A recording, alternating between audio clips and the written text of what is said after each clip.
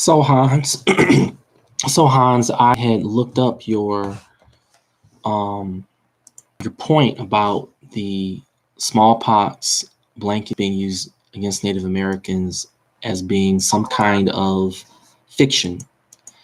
And when I did my research, it didn't really take that long. I read what were letters of correspondence between British and I think a French general, which showed that they were using smallpox. They had already become aware and they wanted to use it against Native Americans. That knowledge very easily to be passed to the American soldiers as they continued that practice. So um, you're pointing out Ward Churchill's, I guess, mistake um, versus um, the information itself. And the information itself is valid. Um, Native Americans were targeted by British and American troops with smallpox infected blankets. Therefore, genocide was used.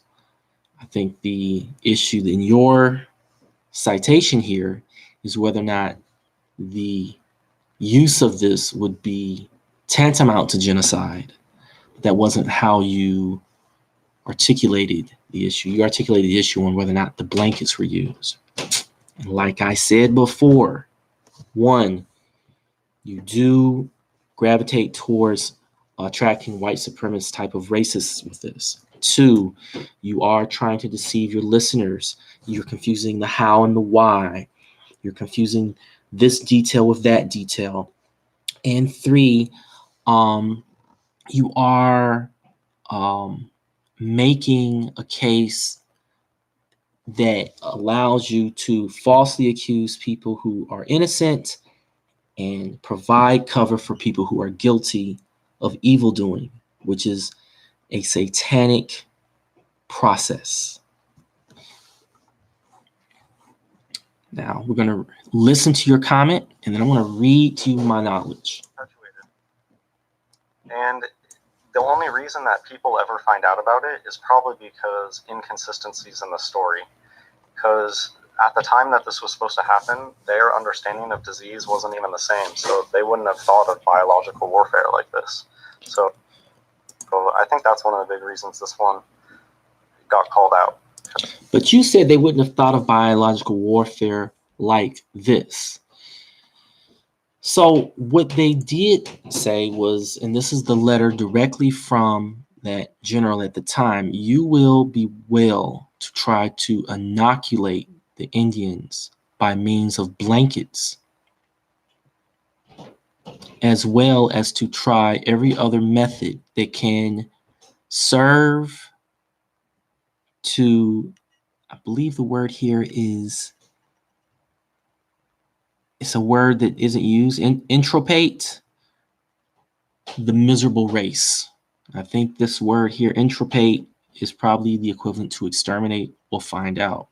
I should be very glad your scheme for hunting them down by dogs could take effect.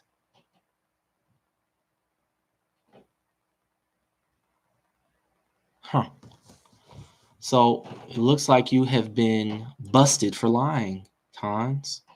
You do coach your words carefully. In this method or in this way or in this process, there's different ways that you predicate your comments, but you are still trying to deceive your listeners. Let's continue. So that's how you can tell science is fake. Peer review. They're reviewed by their friends and cronies, other cronies. And at a certain point, once you're up to that level, peer review level, everybody's so busy doing their own thing. Everybody's so busy with all their different committees and stuff. They really don't have time to sit here and check. They just glance it over. Oh yeah, everything looks good. I didn't see any major typos. Now, this is a valid concern. I can respect this, but there's a problem. You're assuming that everyone operates in the same capacity with the same lack of credibility Or, as I said in the previous video, they're drawing conclusions before really looking at the information. So, whereas right now you're making a valid claim, you're saying, hey, they're not really doing a decent enough job of reviewing. But you're also you're making an assumption. You're assuming that they're all friends and they're all cronies, in the sense that a person uploads a page to be peer reviewed, and the buddies just say, "Oh, you know what? We're not going to review it. We're just going to give it a pass." But that is part of your deception, because there are a lot of people who have to be peer reviewed by people they don't know. There's no way that one historian knows all of the thousands of other historians that are in the peer review process. There are no way that they're all on the same ideological spectrum. There's no way that they are all friends and they all are in agreement. There are certainly amongst them far too many that do not want a deception to be tolerated. But therein lies your deep state. I said in the previous video, you're using the equivalent of a deep state to make it look like it's almost as if you get a degree in college, you are now automatically a part of this conspiracy. Just like some people like you will say, oh, once you become a politician, you're automatically indoctrinated into whatever the conspiracy is. And that's wrong. You're trying to make your listeners choose between staying ignorant and being afraid of being a part of a conspiracy that doesn't exist. Your goal is not honest, because you should have, instead of trying to exonerate the troops that killed those Native Americans, you should have included them in your conspiracy. If you were being consistent and honest, you would have said, well, there's this conspiracy here, and there are these conspiracies here, and there are these groups that engage in conspiracy, and look at what happened back in the 1830s. And then you would have went and gotten the links to post one here that shows the letters written by those racist generals, those racist officers, and you would have simply said, "Oh, look at here. Here's another example of these satanic people killing innocent Native Americans, and look at how they even write it. Look, there's the evidence right there." But instead, you took the side of the demons. You took the side of the bad guys, and that's where I know that you're like Satan. You have to use a good enough amount of the truth to convince people who want to be convinced. And then you omit, just like Satan did. He omitted information to Adam and Eve. You're omitting information. So let's continue. Publish. The peers of people in fields like mathematics, even their peers have no idea what they're talking about. So they just have to do their best to say, yeah, I guess it looks okay. That's a lie. That is a blatant lie. Most scientists can't replicate studies by their peers. BBC News. We'll just end with this. So this is there was an article talking about nanobots. Oh, they're gonna send nanobots to go kill cancer. They always have stories like that. So here, I'll just read this answer. One of the lab coats calls them novel. So this is talking about that, the article about nanobots that kill cancer. Novel, like a book. That explains why new gimmicky things you'll never see again next year are called the same thing as a book. No wonder. I read about these things over 10 years ago. Some sciencey rags about disease-fighting, cancer-repairing, anti-aging nanomachines. A few years later, some fast food companies paid for tons of experiments and reports that touching receipts cause obesity, and that being fat isn't so bad anyway. Boy, were those circulated. And 10 years ago, I read about high schoolers being able to program man-made bacterium into basic calculators. And now here's this. Oh, this also reminds me of the radioactive Boy Scout. They love these pop stories about fake nukes and stuff. They'll never explain the process of how to make, or how this Boy Scout allegedly makes it. It's just some pop article about it. Okay, so here's what you're doing. You're jumping all over the place. First of all, you're showing information that isn't sourced. You're ignoring the fact that these These experiments are very beta prototypical. They're not yet anywhere near being mass producible, and the articles themselves may or may not speak so definitively the way that you're trying to make it seem. And here's again, what you do is you're showing your article that says, oh, I read about and this is that, and no one knows what you're talking about. Earlier you spoke about how here's a BBC article where it says that the most of the peers can't review an article.